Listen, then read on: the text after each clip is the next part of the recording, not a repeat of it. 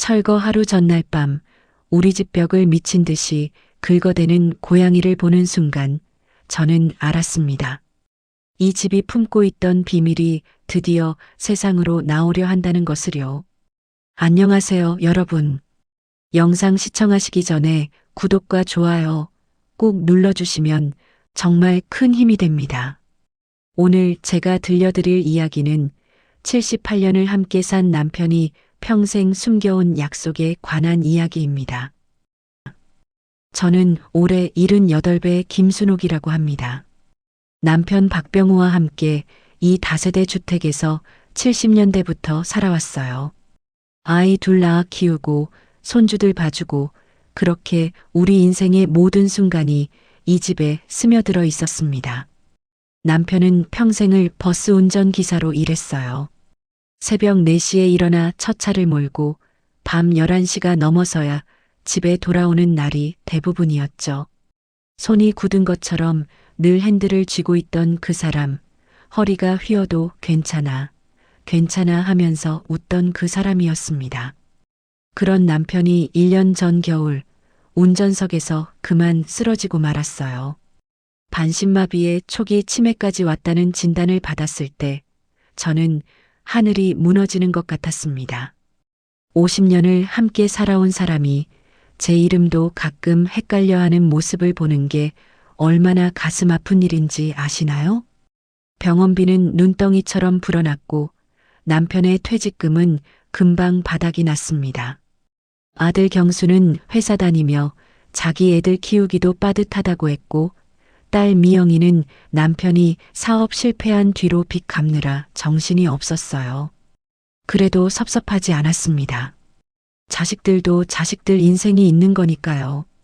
그때 옆집에 사는 청년이 하나 있었어요. 30 초반쯤 돼 보이는 배달 대행 일을 하는 민수라는 친구였습니다. 처음엔 택배를 잘못 배달해서 우리 집 문을 두드렸던 게 인연이 됐어요. 그날 제가 남편 대소변을 받아내느라 정신없이 있는데 민수가 현관문 밖에서 할머니 괜찮으세요? 제가 뭐 도와드릴까요? 하고 물어봤던 거예요. 처음엔 경계했습니다. 요즘 세상에 남의 집 일에 나서는 젊은 사람이 어디 있나 싶었거든요. 하지만 그 친구는 정말 순수하게 그냥 도와주고 싶다는 마음으로 매일 우리 집 문을 두드렸어요. 심부름도 해주고 남편 목욕시키는 것도 거들어주고 가끔은 자기 저녁 먹을 김밥 하나를 반 잘라서 우리한테 가져다 주기도 했습니다. 남편은 민수를 볼 때마다 눈빛이 달라졌어요. 치매로 저도 가끔 못 알아보는 사람이 민수만큼은 꼭 기억하는 것 같았습니다. 저 녀석 참 성실해 참 착해 하면서 민수 손을 꼭 잡고 있곤 했죠. 그리고 가끔 정말 가끔씩 이상한 말을 했어요. 이제라도 꼭 지켜야 하는데. 약속이야 약속. 저는 그게 치매 때문에 옛날 기억이 뒤섞인 거라고 생각했습니다. 그냥 흘려들었어요. 남편이 평생 성실하게 일한 사람이니 누군가와 나눴던 약속들이 머릿속에서 되살아나는 거겠거니 했죠. 그러던 어느 날 재개발 소식이 왔습니다. 이 동네 전체가 철거되고 새 아파트가 들어선다는 거였어요. 보상금을 받아서 작은 전셋집이라도 얻어야 했습니다. 남편 병원비, 생활비, 앞으로 남은 인생을 생각하면 그 돈이라도 꼭 필요했어요. 철거일이 정해졌습니다. 그리고 철거 하루 전날 밤이 왔습니다. 저는 마지막 짐을 정리하고 있었어요. 남편이 평생 끼고 다니던 낡은 금반지를 정리하려는데 그때 남편이 갑자기 손을 휙 뻗어서 제 손목을 움켜잡는 거예요. 힘도 없는 사람이 어디서 그런 힘이 나왔는지 깜짝 놀랄 정도로 세게 잡았습니다. 거긴 안 돼. 남편이 떨리는 목소리로 말했어요. 눈빛은 흐릿했지만 그 순간만큼은 뭔가를 간절히 막으려는 것 같았습니다. 약속이야 약속. 그리고 그 순간 우리 집을 드나들던 길고양이 단지가 갑자기 벽 한쪽을 미친 듯이 긁기 시작했습니다. 드드득, 드드득.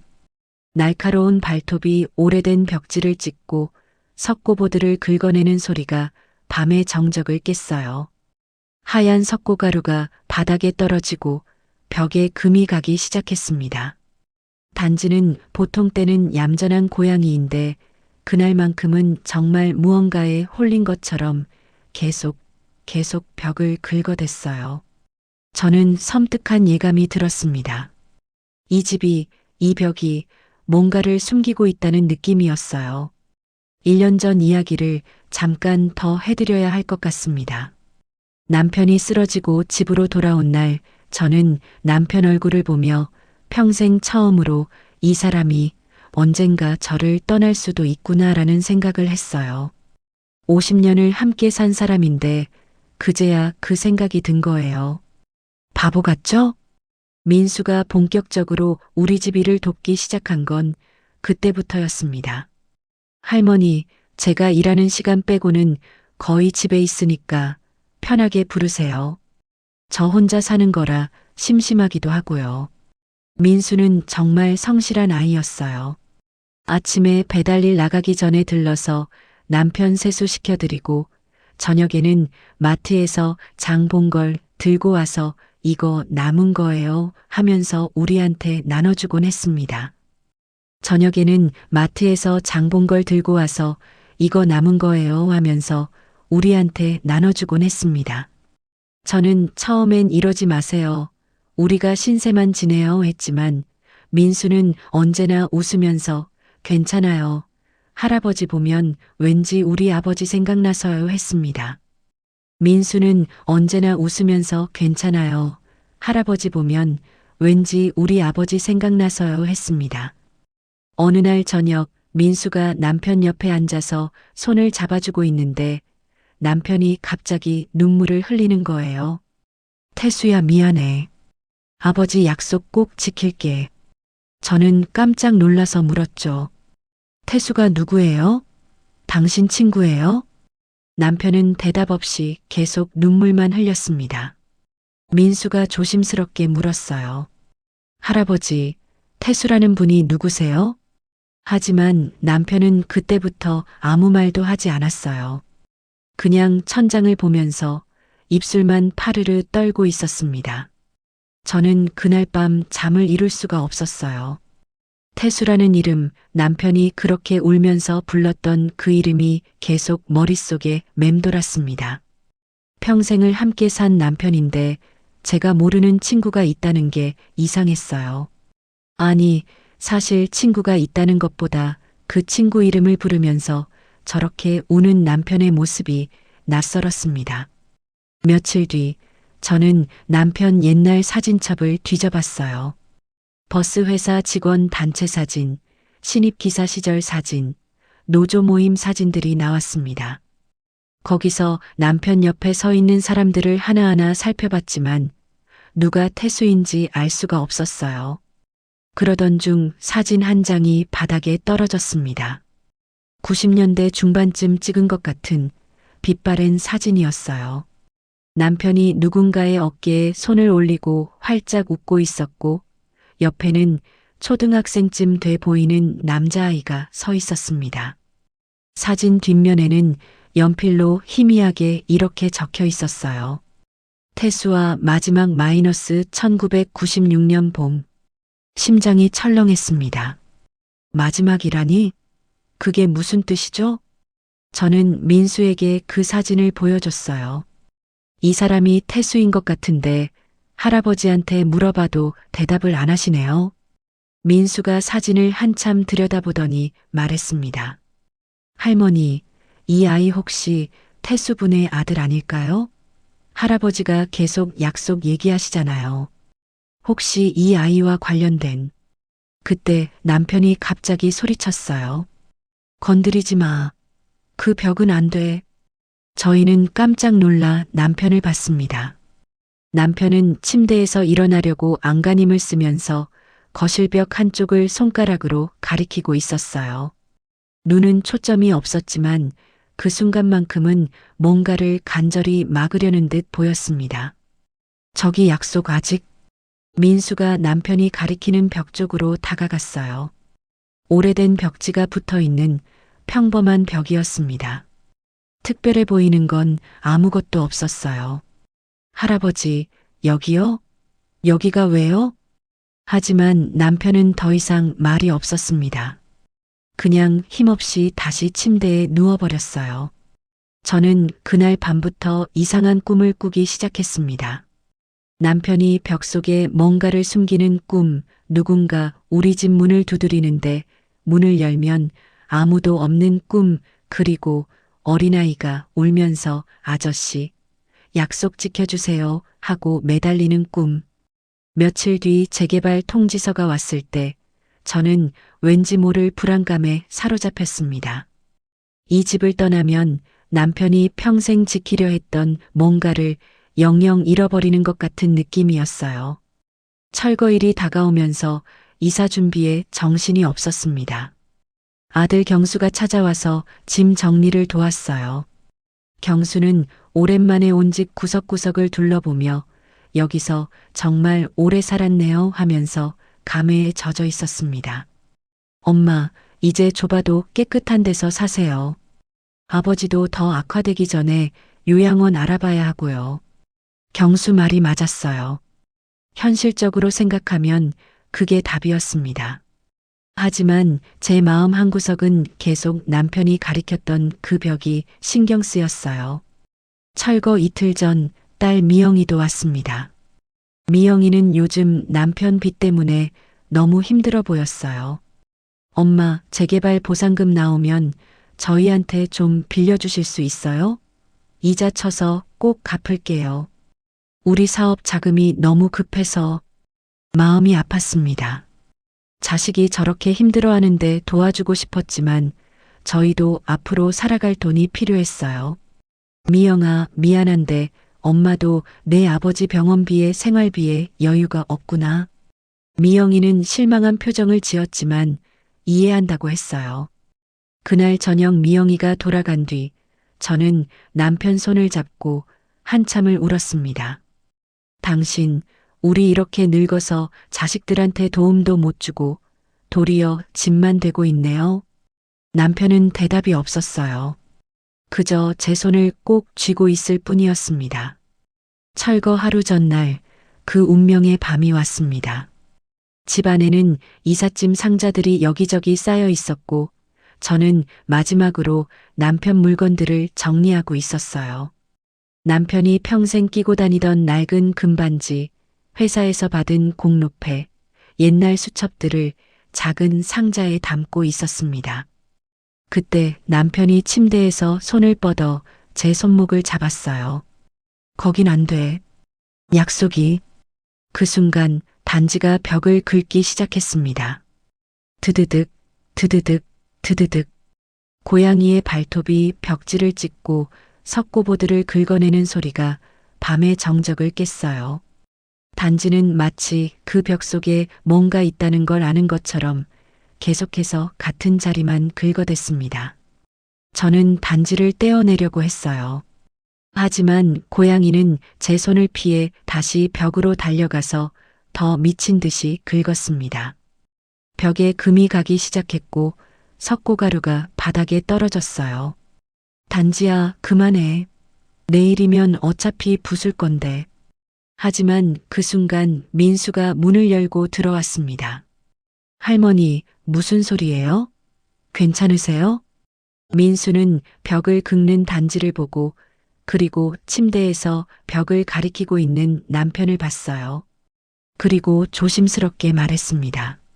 할머니 어차피 내일 철거할 거면 여기 한번 뜯어볼까요? 할아버지가 계속 이 벽을 신경 쓰시잖아요. 저는 잠시 망설였습니다. 하지만 민수 말이 맞았어요. 내일이면 어차피 부술 벽인데 뭐가 있는지 확인해 보는 게 나을 것 같았습니다. 민수가 공구함에서 망치와 드라이버를 꺼냈어요. 그리고 조심스럽게 석고보드를 떼어내기 시작했습니다. 벽지가 찢어지고 석고보드에 금이 갔어요. 그리고 그 안쪽 틈새에서 뭔가 떨어졌습니다. 오래된 비닐봉지였어요. 먼지와 석고가루로 뒤덮인 누렇게 변한 비닐봉지. 저와 민수는 숨을 죽이고 그 봉지를 열어봤습니다. 안에는 오래된 통장 여러 개와 작은 카세트 녹음기가 들어 있었어요. 통장 표지에는 장태수라는 이름이 적혀 있었습니다. 심장이 멎는 줄 알았습니다. 잠깐만요. 저는 소리쳤고 민수에게 철거를 잠시 미뤄달라고 관리소에 연락해 달라고 부탁했습니다. 다행히 하루 정도는 연기가 가능하다는 답변이 왔어요. 저희는 통장과 녹음기를 들고 새로 계약한 전셋집으로 갔습니다. 아직 이사는 안 했지만 빈집이라 조용히 얘기할 수 있었어요. 급히 경수에게도 연락했습니다. 경수야, 당장 와봐. 내 아버지가 숨겨둔 게 나왔어.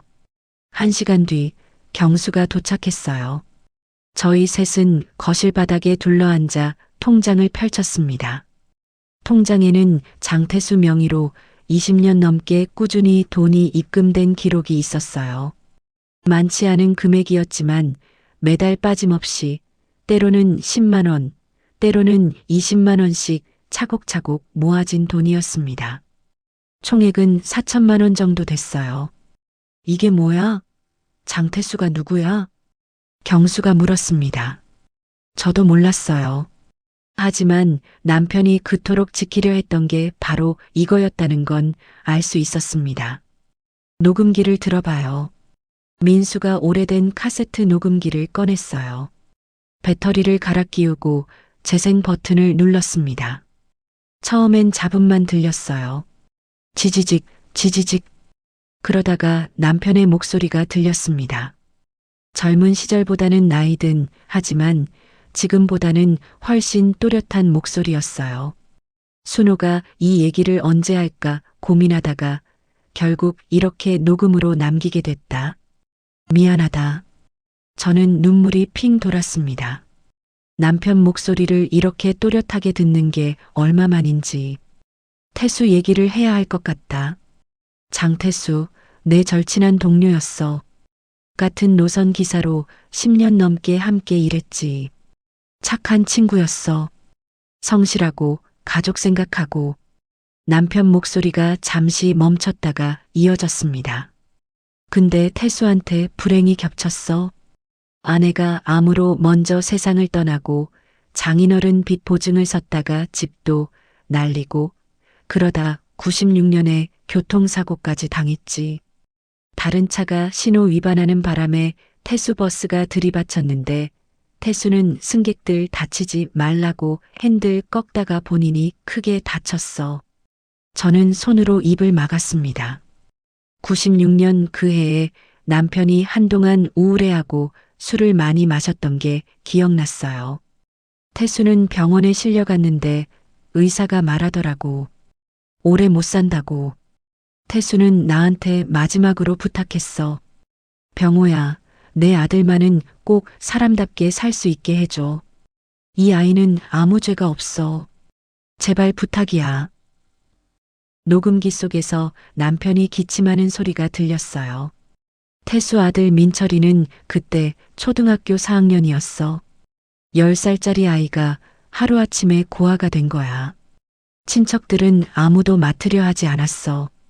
빚이 무서워서 나는 그 아이를 보고 있을 수가 없었어. 경수가 고개를 숙였습니다. 저도 울고 있었어요. 그래서 내 이름으로 통장을 만들었어. 태수 이름으로 하면 빚쟁이들이 찾아올까봐. 매달 내 월급에서 조금씩 떼서 넣었지. 민철이 학비, 전세금, 생활비 20살 될 때까지 도와주려고 했어. 태수한테 약속했거든. 순호가 미안해. 너한테 말 못했어. 말하면 내가 반대할 것 같아서. 우리도 애들 키우느라 빠듯한데 남의 아이까지 돌볼 여유가 없다고 할 것 같아서. 근데 나는 태수 눈을 똑바로 보고 약속했거든. 지켜야 했어. 남편 목소리가 떨렸습니다. 경수야, 미영아, 너희도 나중에 이 녹음 듣게 되겠지. 아빠가 너희한테 못해준 게 많은 거 안다.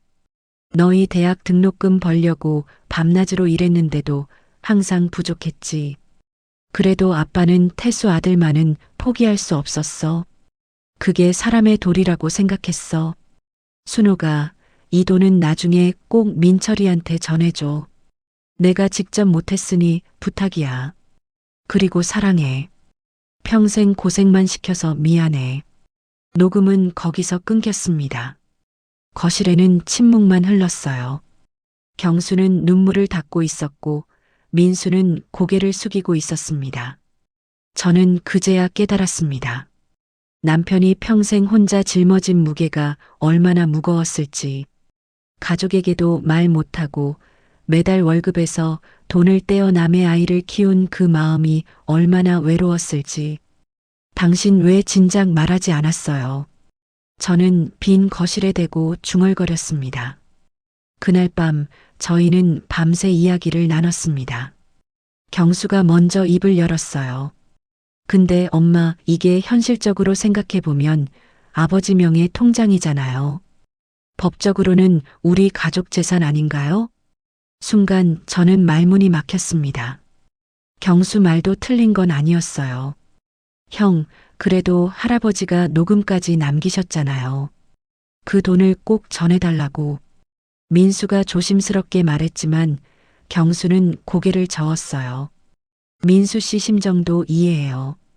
근데 저도 솔직히 말하면 지금 우리 형편이 너무 빠듯해요. 애들 학원비, 대출 이자, 엄마 아버지 병원비까지 생각하면 이 돈이 정말 절실하거든요. 다음 날 미영이도 왔습니다. 녹음을 듣고 난 미영이도 복잡한 표정이었어요.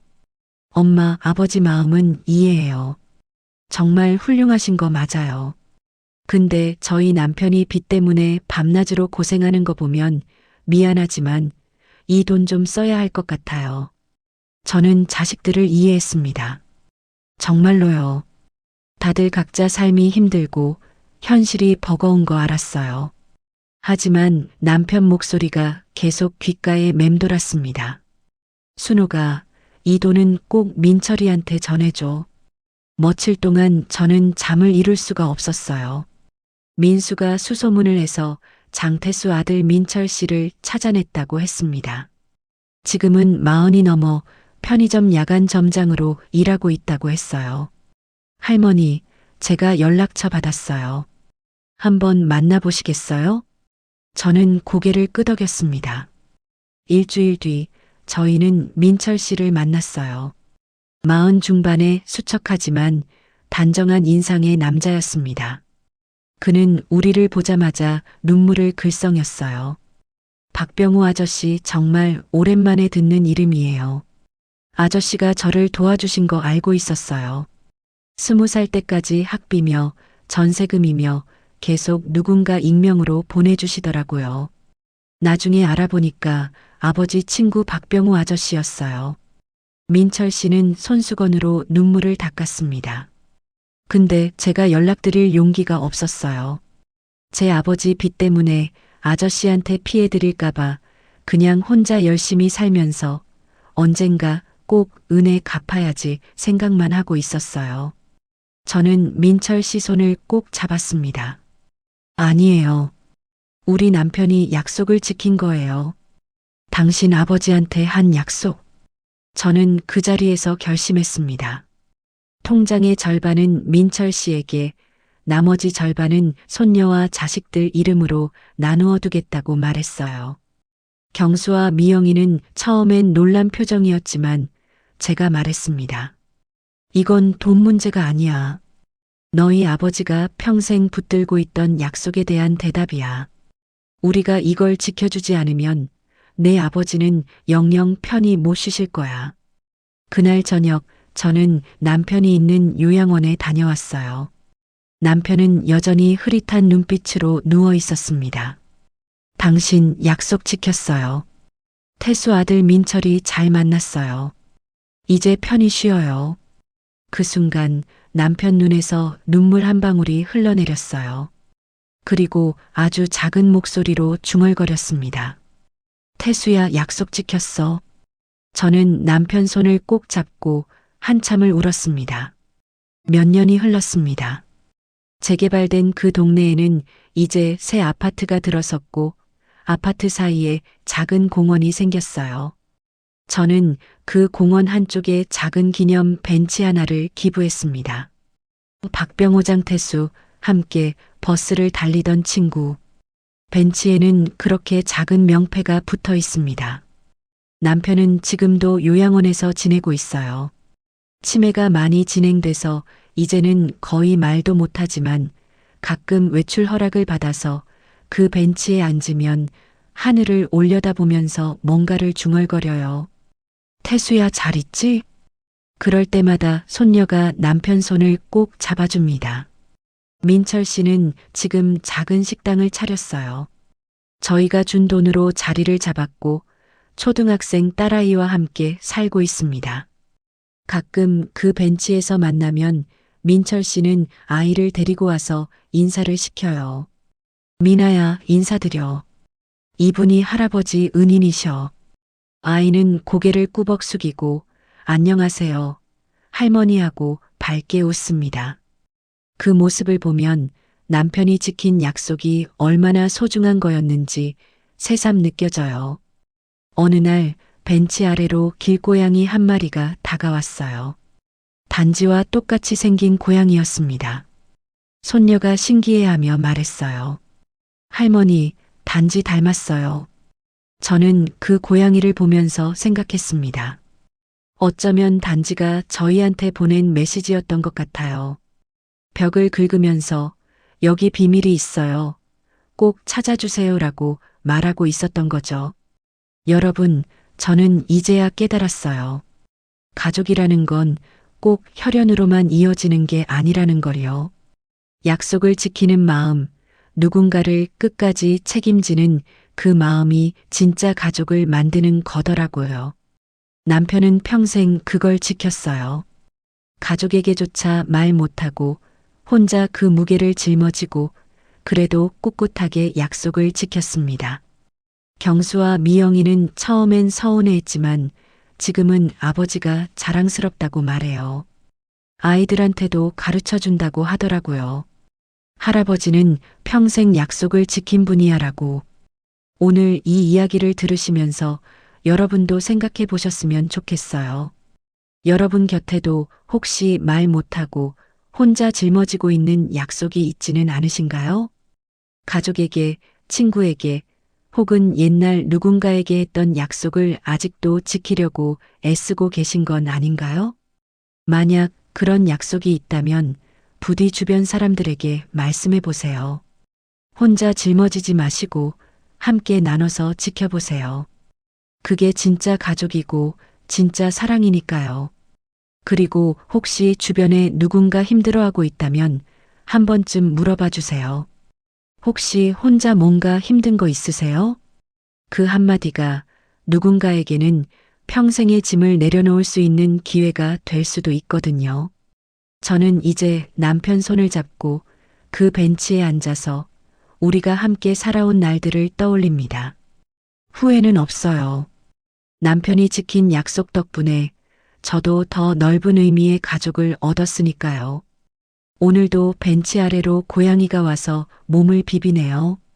단지야, 고마워. 내가 알려줘서 우리가 약속 지킬 수 있었어. 여러분도 오늘 하루 소중한 사람에게 한 약속 하나쯤 떠올려 보세요. 그리고 그 약속을 지키기 위해 조금만 더 힘내보세요. 영상 끝까지 봐주셔서 정말 감사합니다. 구독과 좋아요, 알림 설정 꼭 부탁드려요.